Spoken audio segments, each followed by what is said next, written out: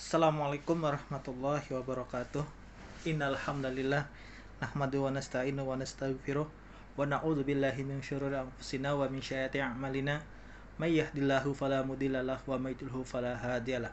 Asyhadu an la ilaha illallah wahdahu la syarikalah wa asyhadu anna Muhammadan abduhu wa rasuluhu la nabiyya ba'da.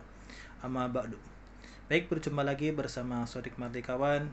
Kali ini di hari Jumat hari yang berkah, tanggal 11 Dzulhijjah. Bagaimana rekan-rekan semua, bagaimana teman-teman semua kemarin prosesi Idul Adhanya? Apakah masih ada yang masih dengan rutin Idul Adha? Apakah masih ada hari tasyrik atau yang lainnya? Mudah-mudahan amal ibadah kita semua diterima oleh Allah Subhanahu wa taala. Amin amin ya rabbal alamin. Terima kasih kepada rekan-rekan semua yang sampai saat ini masih menjadi teman setia channel Sodik Mardikawan. Alhamdulillah sampai sebelum ini tayang ada 1781 teman yang mau menjadi teman Sodik Mardikawan. Terima kasih saya ucapkan. Semoga amal ibadah kita diterima oleh Allah Subhanahu wa taala. Baik, pada kali ini kita memasuki bab kedua ya teman-teman semua. Bab kedua itu adalah taubat. Di sini bab kedua ada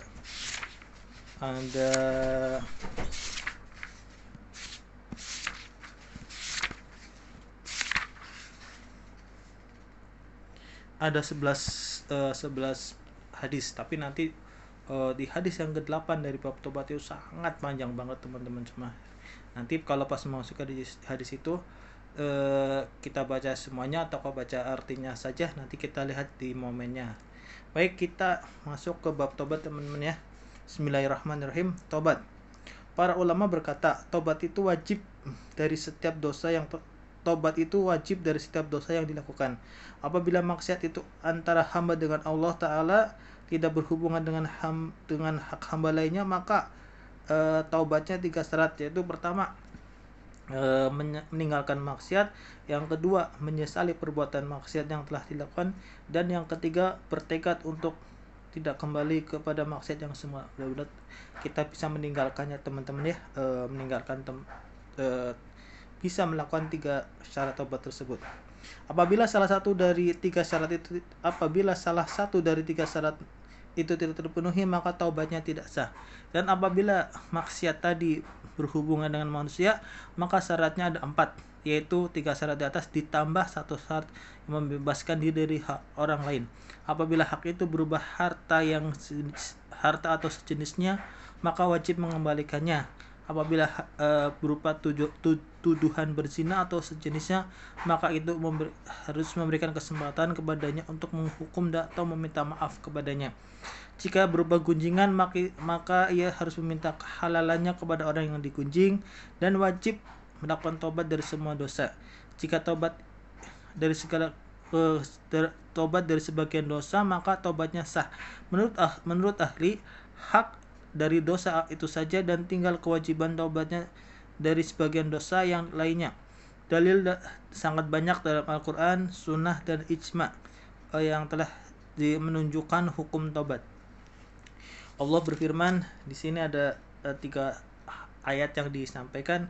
Yang pertama adalah surat An-Nur ayat 31. Bismillahirrahmanirrahim. Wa tubu ilallahi jami'an ayyuhal mu'minuna la'allakum tuflihun. Artinya, dan bertobatlah kamu sekalian kepada Allah, hai orang-orang yang beriman, supaya kamu beruntung. An-Nur ayat 31. Yang kedua, Hud ayat 3. Wa inistaghfiru rabbakum tsumma tubu ilaih. Dan artinya, dan hendaklah kamu meminta ampun kepada Tuhanmu dan bertaubat kepadanya. Surat Hud ayat yang ketiga. Yang ketiga adalah surat At-Tahrim ayat 8. Ya ayyuhalladzina amanu tubu ilallahi taubatan nasuha. Artinya, hai orang-orang yang beriman, bertobatlah kepada Allah dan dengan taubatan nasuh, taubat yang semurni-murninya.